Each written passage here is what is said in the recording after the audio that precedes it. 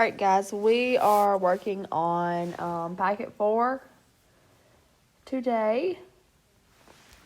So first, it just wants you to identify each parent function and then sketch the graph.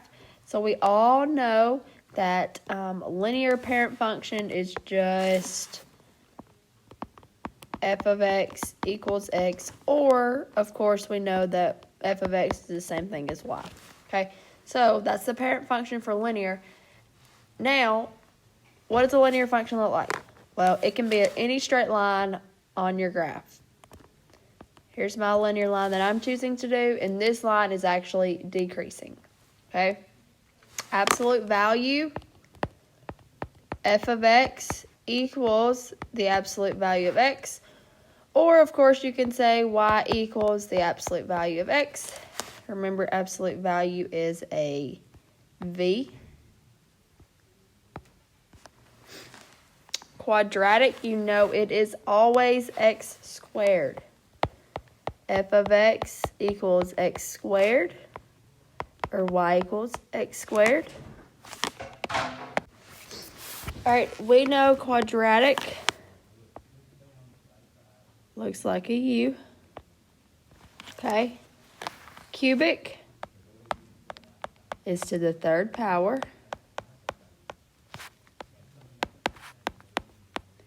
And it's just a squiggle. Okay. So, those are the 3 graphs you will see mostly. All right, so before we do number 1 and number 2, I want you to go and write the rules down for transformations one more time. So if A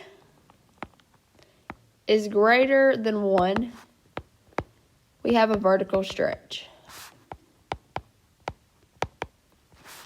If A is between 0 and 1, we have a vertical compression.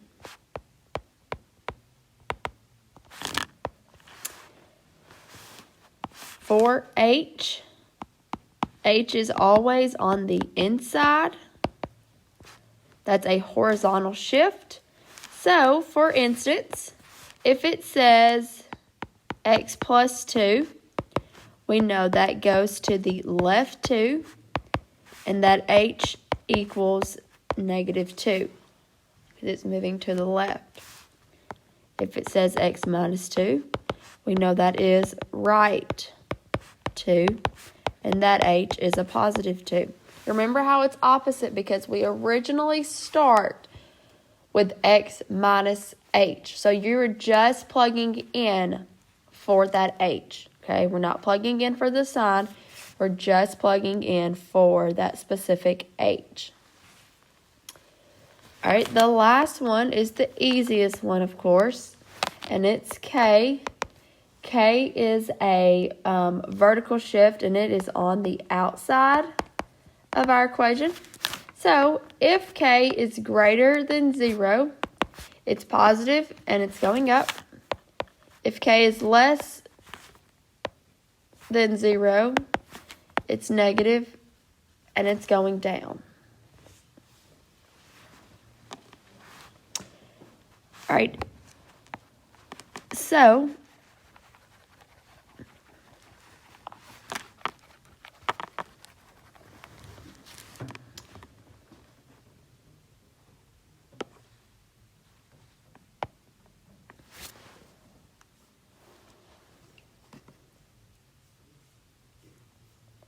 number 1 and number 2. For each function, identify the function family and describe the transformations. All right, so on the first one, what is the function family? Is it linear? Is it quadratic? Is it exponential? Or not exponential, I'm sorry, linear, quadratic, absolute value, or cubic? Well, right here, we see this 3. So we know it is cubic. Okay? Now, our A equals -3. Our H equals -2. And our K equals -7. Okay? So, let's start with the easy one first. K equals -7. Well, that means it goes down 7. H equals -2. That means it goes left 2. A is doing 2 things. First, it is being reflected over X, and it is also being vertically stretched. Okay? Now, number 2 works the exact same way, except in this case, it has these 2 bars. These 2 bars mean it is an absolute value. Now, I want you to describe the transformations. Okay? All right. On 3 through 8, I do not want to do the end behavior part, so I want you to go ahead and mark out end behavior on 3 through 8. Okay? All right, so now we're going to graph 3. 3 is linear. So remember, we start at our y-intercept. So we're going to start at +8. So 1, 2, 3, 4, 5, 6, 7, 8. Now we have a negative slope, so we are going to go down 5 and right 2. 1, 2, 3, 4, 5, 1, 2.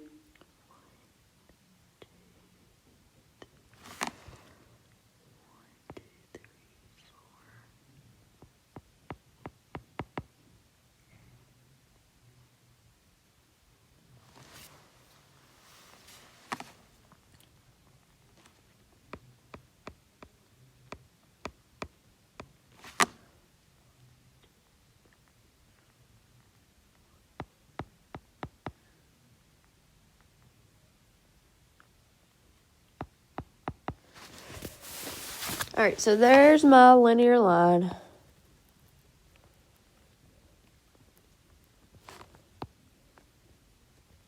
Okay. Now, it asks for the domain. Remember, domain is X, and it moves left to right. Range is Y, and it moves bottom to top. So, right here, the domain is -infinity to +infinity, or you may see it written as all real numbers. Okay, so that line keeps going and going and going on both the left and right side. Now, if we look at the range from the bottom to the top, the bottom of my line has an arrow, and the top of my line has an arrow, so it is also all real numbers. Okay? Now, we are looking for the x-intercepts next. X-intercept is where it crosses the x-axis. All right, so we want to be pretty specific here. So, when you are looking for the x-intercept, you want to plug 0 in for y. Okay? So, up here at the top, I'm going to say 0 equals -5/2x plus 8. First, I subtract 8. -8 equals -5/2x. To get rid of that denominator, I multiply by 2 on both sides. And I'm left with negative 16 equals negative 5x divided by negative 5. So x equals 3.2. So I would write that as 3.2 comma 0. All right, you know what your y-intercept is. 0 comma 8. Okay? Now, does this line increase at all? No.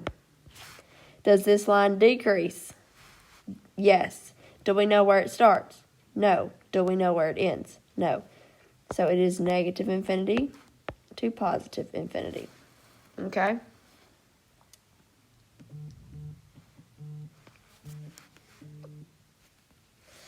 All right, on number 4. We want to graph an absolute value. Okay? Let's list A, H, and K. What is my A value? I don't have one, so it's just 1. What is my H value? Negative 2. And my K value is negative 6. So we are plotting negative 2, negative 6 on our graph as our center.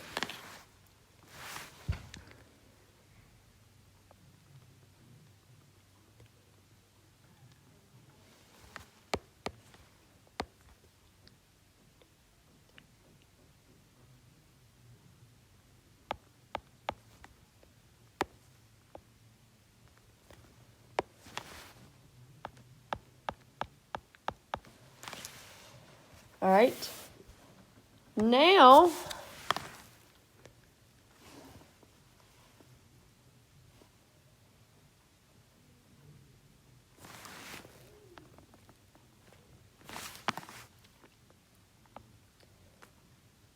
we have an absolute value.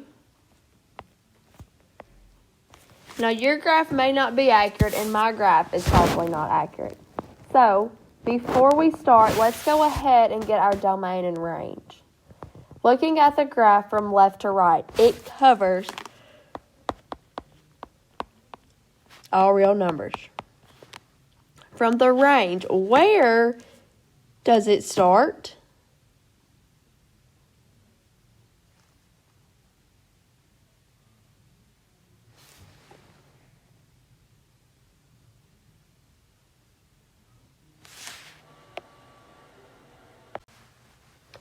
All right, if you look at the bottom of the graph, it is starting at negative 6. So everything above is the range. So I would write this as negative 6 to infinity. And I'm using a bracket right there because that's an actual point on the graph. Okay?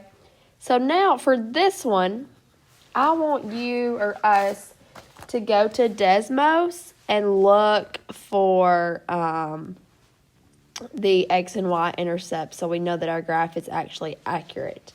So I'm going to click off of this. And I've got Desmos pulled up.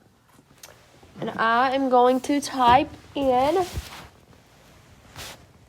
f of x equals the absolute value. Let's see.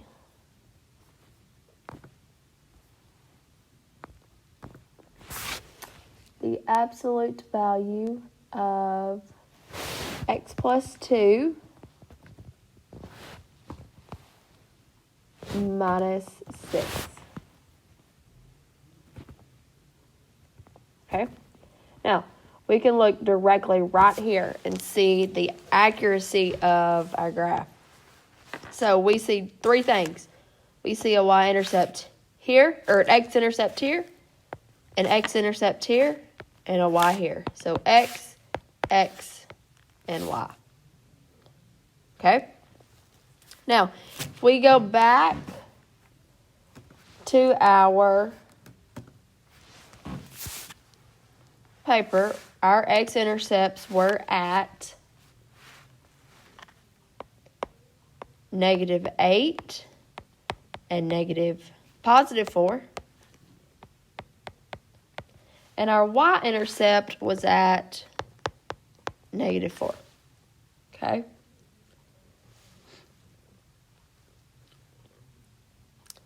Now, it is decreasing and increasing 2 different spots. Okay? So I'm going to once again click back to our graph. And you will see that it is decreasing. Remember, when you're looking at decreasing and increasing, you use your x values. So it is decreasing from negative infinity to negative 2 right here. Then it picks up at negative 2 and it goes to positive infinity for increasing.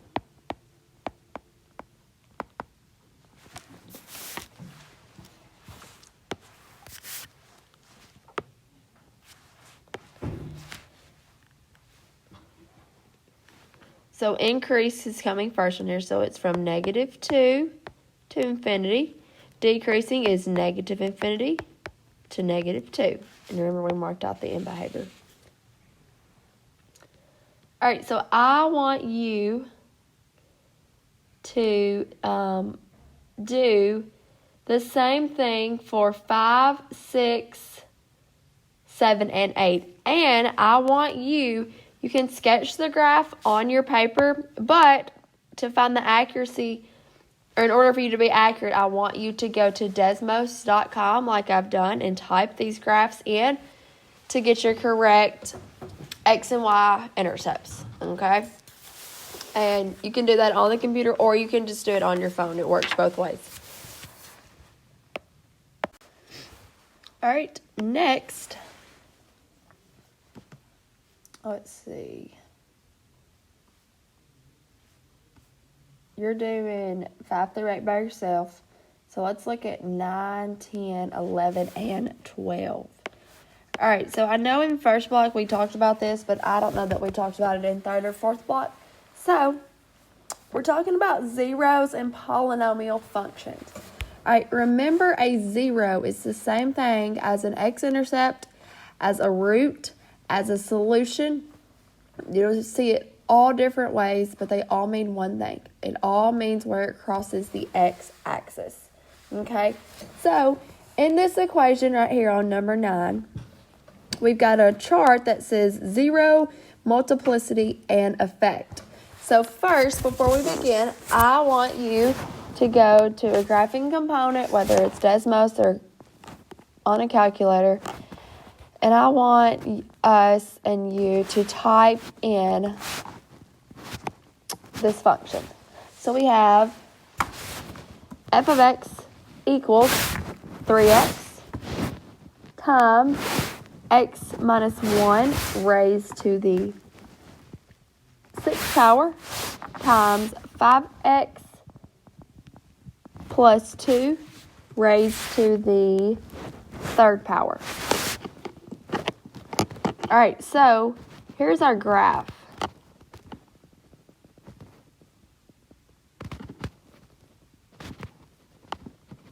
Let me zoom out so you can see the whole thing.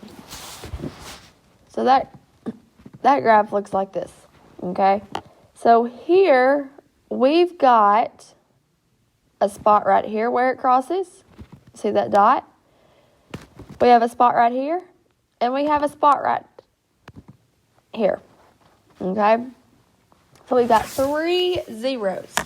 So back over here on your paper, it asks for the zeros. Well,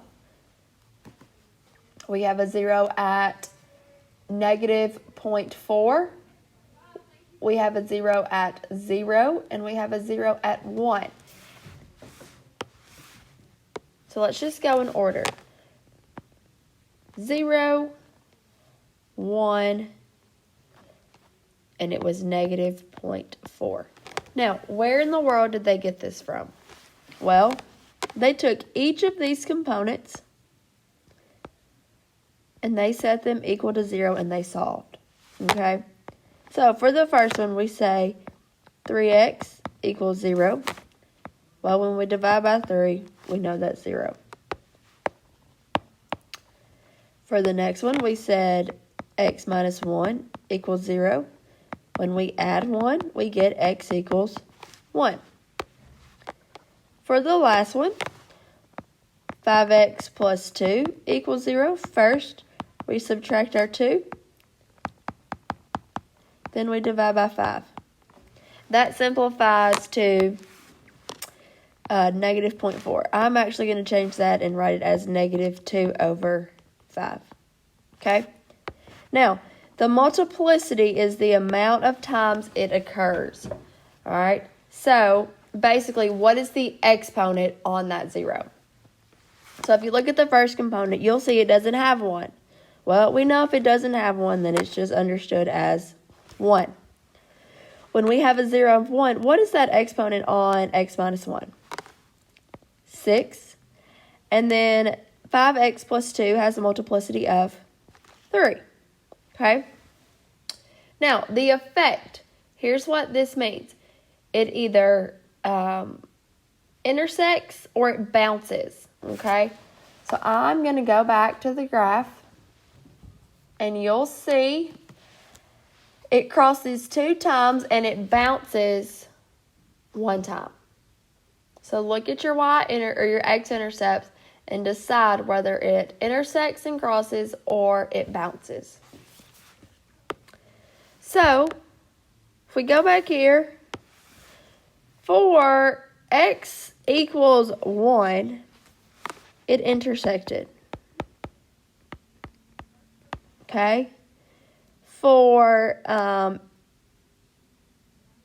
x equals 0 is where it intersects. Where x equals 1 is where it bounced. It just touched it and then it went back off. And then the last one is intersect. Okay? Alright, I want you to do the same thing for this one.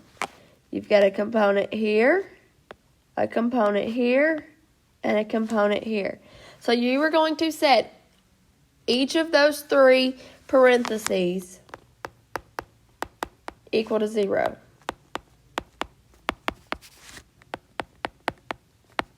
And solve. Once you solve, that will be your zeros. Your multiplicity is the amount of times it occurs. Okay? Once you do that, I want you to graph it and tell me if it intersects, meaning it crosses, or it just bounces. Okay?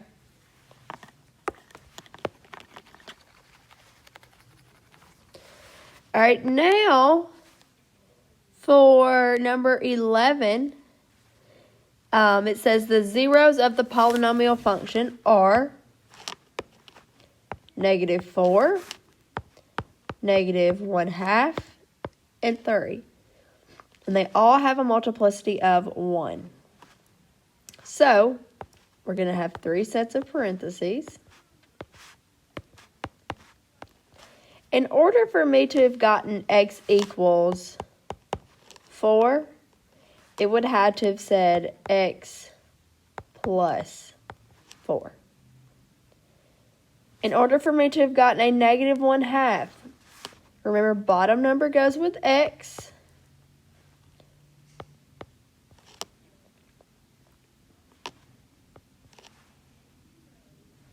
The last one would be x minus 3. Now, it says they all have a multiplicity of 1. Does that mean we have to write 1 on each parentheses? No. Now, what you could do, if you wanted to, you could keep going and you could FOIL these two using the box method. Then, your answer with that, multiply by x minus 3 to get a more simplified answer. All right, I want you to try number 12. It says the zeros are -1 and 6. And they have a multiplicity of 2. All right. So, you work on 12. If it says x is -1, it has a multiplicity of 1, so it occurs 1 time. And when x equals 6, it has a multiplicity of 2, so it occurs 2 times. All right. On the end behavior patterns, remember, let me think, maybe topic 6, maybe? I showed you a couple of tricks of how to remember this. So what I want you to do for these 4 is to graph each of them and sketch the graph, okay?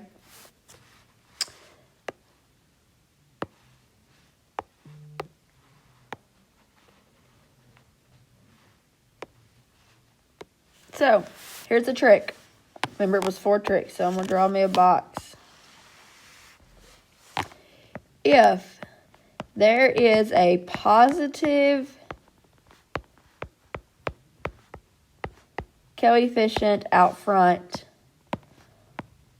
with an odd power, it does 2 things. The left of the side of the graph points down, and the right side of the graph points up. So it may look something like this. Okay? If it is a negative coefficient out front with odd power still, then the left points up and the right points down. So it may look something like this. Okay? Next, if it is a positive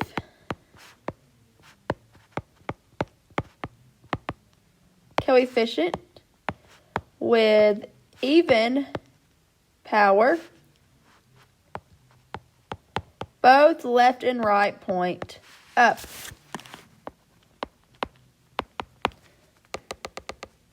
If it is a negative coefficient with even power, both point down.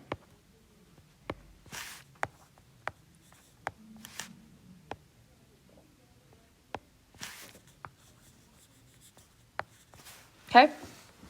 So, given that, what I want you to do on number 13 and 14 is tell me if it has a positive or negative coefficient and an even or odd degree. On 13 and 14, tell me whether or not it's an even or odd degree and if it's a positive or negative coefficient.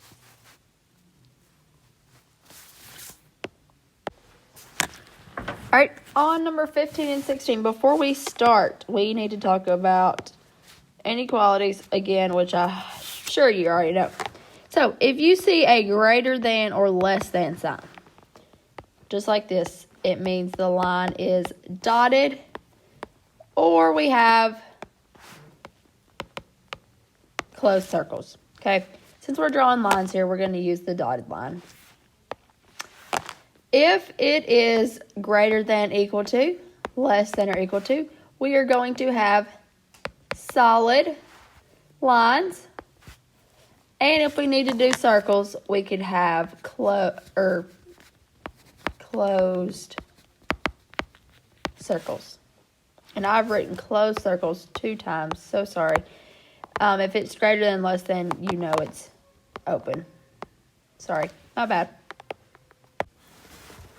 All right, so for 15 and 16, we want to go to Desmos, or graphing component. And we want to type in f of x equals, well, not actually equals, this is our inequalities. F of x is greater than 2 absolute value of x plus 3 minus 7.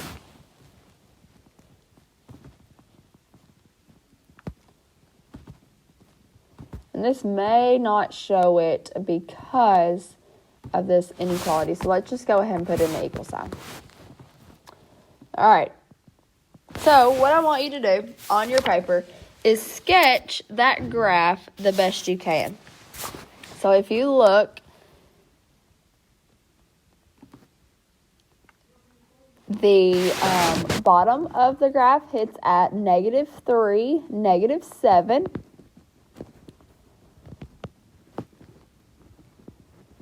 And the y-intercept is 0.5, or x-intercept is 0.5 and -6.5. So if you can just sketch that graph the best that you can, that will work. And I will do the same. So 1, 2, 3.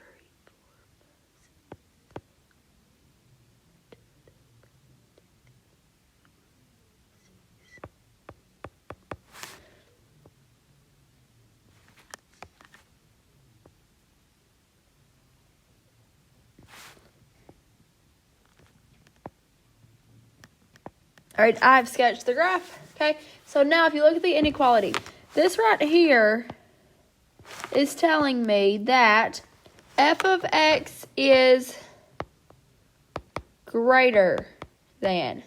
So since it says greater than, not only should my line now be dotted,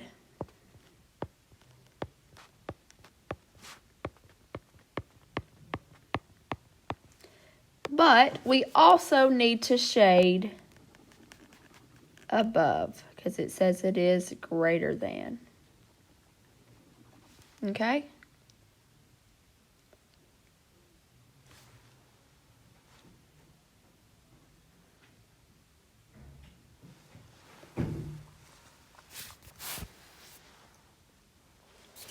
All right, for the next one, let's go ahead and look at the sign.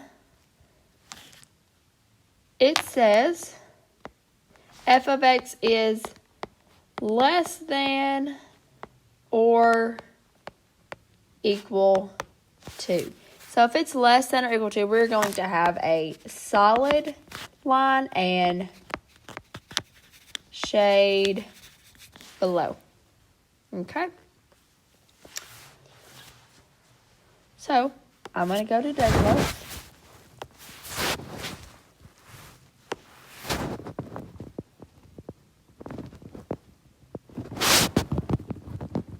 F of x is -1/2 absolute value of x minus 6. And it looks like so. It hits the x-axis at 6 and the y-axis at -3. So we go back to our graph and we're going to sketch. And it's 1, 2, 3, 4. 1, 2, 3, 4. 6 and 1, 2, 3. And it looks like so. So we've got a solid line, and since it says less than or equal to, we are shading below this graph. Okay? All right, now I want you to go ahead and mark out number 17. And we are going to jump to 18 and 19. So first it says solve each system by graphing. Well, before we can even graph, all equations have to be set equal to y. Okay? So we've got to change this first one. So in order to get y by itself, we've got x minus 3y equals 18. Well, we've got to move the x over. we're left with negative 3y equals 18 minus x. Okay, then we must divide by negative 3, and we get y equals negative 6 plus 1/3 x. Okay, if we want to rewrite that, we've got two new equations, or one new equation. So y equals 1/3x minus 6, and y equals x squared minus 6x plus 4, which came from my original. Okay, so now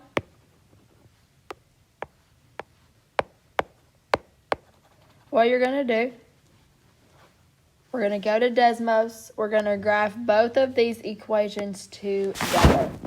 Okay, and if you're using a calculator, you can just go to your y equals and type 1 in the first one and the next one in the second box, or second blank. So we have y equals 1/3x minus 6, just a linear equation. The second one, we have y equals x squared minus 6x plus 4. Okay, so here we are looking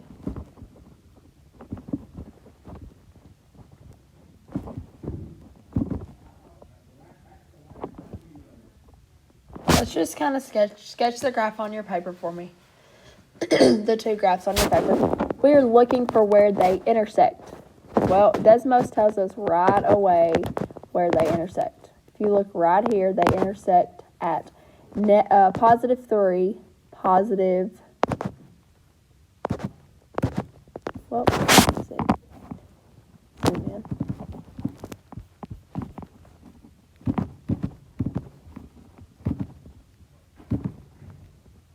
Right here at 3, negative 5. So the intersection right there is 3, negative 5.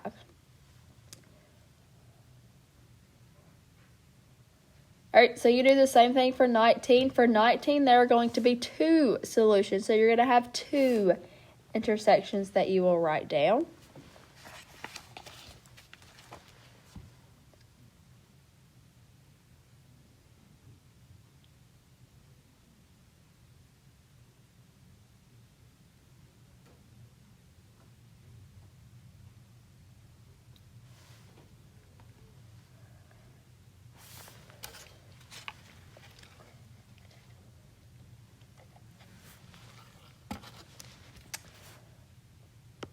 All right, whoops. Flip over to number 20 on the back. And it says solve each system algebraically. All right, so before we start, I'm only going to do one of them. But before we start, all of these are going to be what type of equations? They're all going to be quadratic, okay?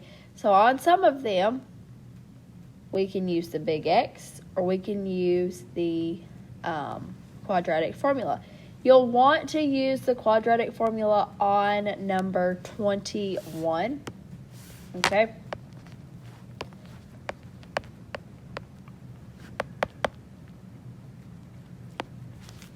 So what you do is first, they all have to be set equal to y.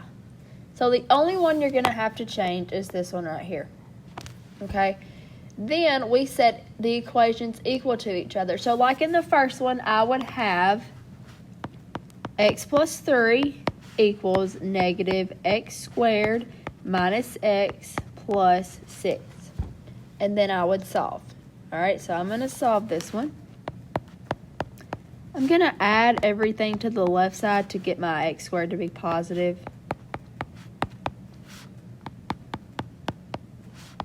So I'm left with x squared plus 2x minus 3 equals 0. All right, if I do my big X, I've got a 2 in the bottom and a negative 3 up top. And I have a 3 and a negative 1. So I've got two factors, x plus 3 and x minus 1, but it asked me for my solution. So remember, you set those equal to 0 and you solve. So essentially, x equals 3, negative, back up, x equals negative 3 and positive 1. Now, we are solving the entire system. Therefore, we must plug these x's back into the equation. Does it matter which one we use?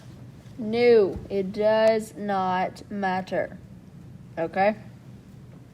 So, for instance, I am just going to plug in negative 3 for the bottom. So y equals negative 3 plus 3. Well, that equals 0. So the solution that goes with negative 3 would be negative 3, comma 0. Now I've done negative 3, so I'm going to plug in positive 1 to the equation I have not used. So y equals negative 1 squared minus 1 plus 6. All right. Now we can say y equals negative 1 minus 6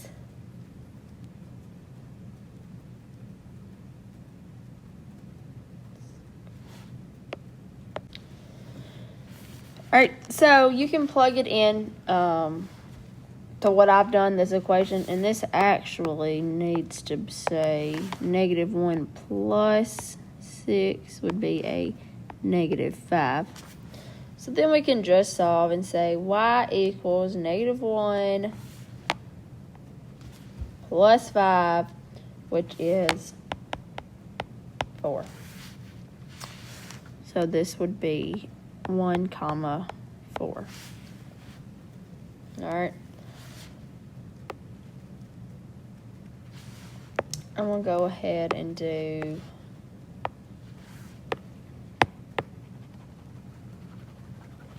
let's see.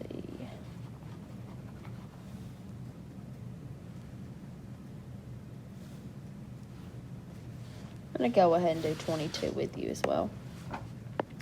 All right, 22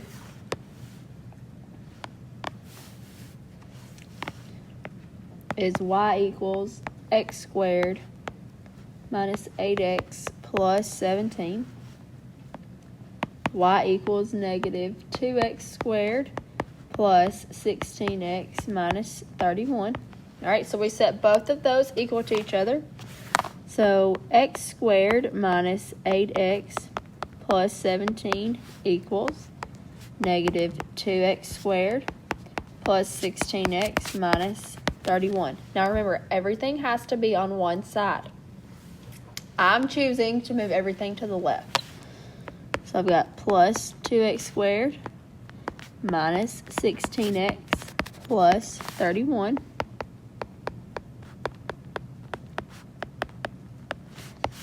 That leaves me with 3x squared minus 24x plus 48 equals 0. Now, I've got some big numbers. However, I want to factor out a 3 because I know that 3 goes into all three of those. So if I factor out a 3, I want a 3x squared, but I just have a 3, so I need to add an x squared. Then we need a minus 8x and plus 16. Okay, so if I multiplied that 3 back out, I would get what I started with. So now all that's left to do is do the big X. We have negative 8 in the bottom, 16 up top. So we are going to have negative 4 and negative 4. So this right here simplifies to x minus 4 and x minus 4 equals 0. All right, so now since both of my solutions for x will be equal to 4. I just pick either equation to do, and I plug it back in. So I'm choosing this first one. So I'm going to change colors, and I'm going to say y equals 4 squared minus 8 times 4 plus 17. Y equals 16 minus 32 plus 17, so y equals, I believe that is 1. So here's my x, here's my y. My solution would be 4, 1. Okay?